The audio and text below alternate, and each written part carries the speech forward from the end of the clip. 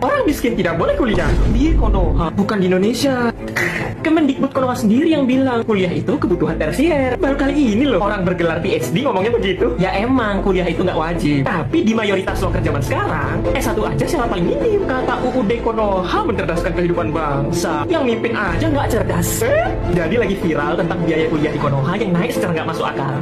Masalahnya para orang tua merasa dijebak. Waktu tes masuk biayanya cuma segini. Kok bisa pas sudah diterima biayanya tiba-tiba naik?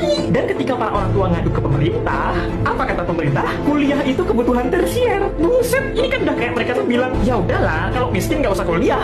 Lebih parahnya lagi, ketika para orang tua udah dijebak kayak gini, anak-anak mereka ini tidak diperbolehkan untuk tes lagi di PTN yang lebih murah. Maka dari itu berita ini viral. Karena kalau nggak viral tidak diurus. Sekarang baru panik kan kalian? Karena akhirnya masyarakat tahu apa yang disembunyikan pemerintah Konoha. Inflasi biaya pendidikan di Konoha dalam 10 tahun itu mencapai lebih dari 200%. Yang paling ekstrim, bahkan ada kampus yang UKT-nya dari 9 juta jadi 52 juta. Kalau pemerintah Konoha beneran peduli sama kita, kenapa mereka membiarkan biaya pendidikan naik secara nggak masuk akal ketika pendapatan rata-rata masyarakat stagnan? Sekarang ngerti kan kenapa Konoha nggak maju-maju? Karena orang miskin tidak boleh kuliah. Padahal sekarang jaga STF pun minimal S1. Nanti kalau kita protes tentang syarat loker, bilangnya itu ranah privat. Pokoknya pemerintah Konoha itu ada alasannya. Kalau dari analisis Anda pribadi, ini yang salah apa?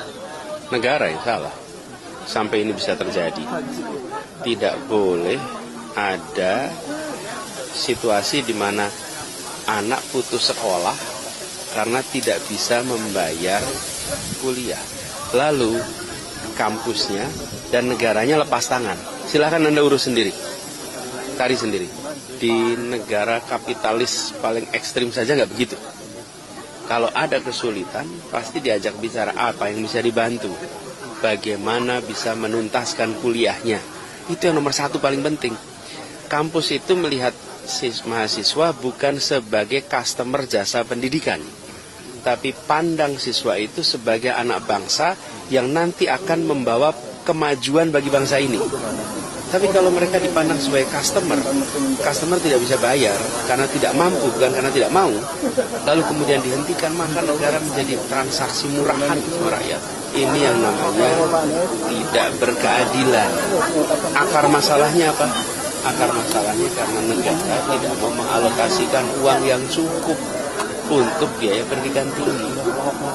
Biaya pendidikan tinggi sederhananya gini, ditanggung dua pihak sederhana. Satu ditanggung oleh orang tua, satu ditanggung oleh negara, gitu kira-kira. Nah, porsi yang ditanggung oleh negara dulu besar. Orang tua dulu membayarnya sedikit, sehingga semua orang bisa kuliah. Sekarang terbalik, orang tua yang harus menanggung biaya, negara nanggungnya kecil. Ini akar masalahnya.